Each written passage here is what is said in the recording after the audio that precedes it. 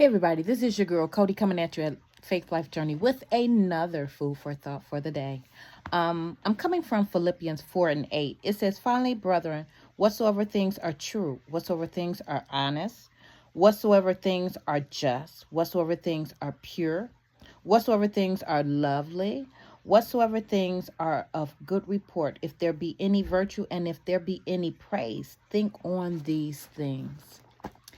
And I'm thinking during this time, I'm thinking pure, honest, good report. Some things are true, but they're not pure. Some things are honest, but they're not a good report. Back in 2016 was the time that I came on Facebook. I was a late bloomer at Facebook, I would say. And during this time, I was just amazed at all the things that was coming across and all the people who were just not trying to be funny, stuck on themselves. And there was this one particular person who was stuck on themselves, and she had beautiful hair.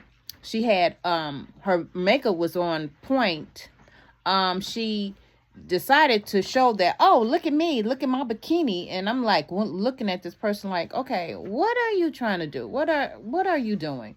And then the person then quickly showed themselves on the bottom and came back up smiling. I was so disgusted because this was a person who was trying to live both genders.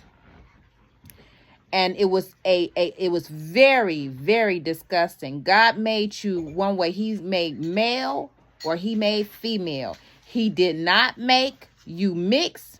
And if you are male, you cannot transform yourself to be a female. And if you are female, you cannot transform yourself to be a male. Even though you may look like it on the outside, females cannot produce sperms and males cannot have babies, and their bodies cannot move to have a baby. Their organs cannot move to have a baby. So you cannot be a female when you are a male, and you cannot be a male when you are a female. That is perversion. Same way as this. God hated. He said you are either hot or cold, but lukewarm in the middle. He will spew you out of his mouth. He hates that. You saying that you are of God and you still living in the world.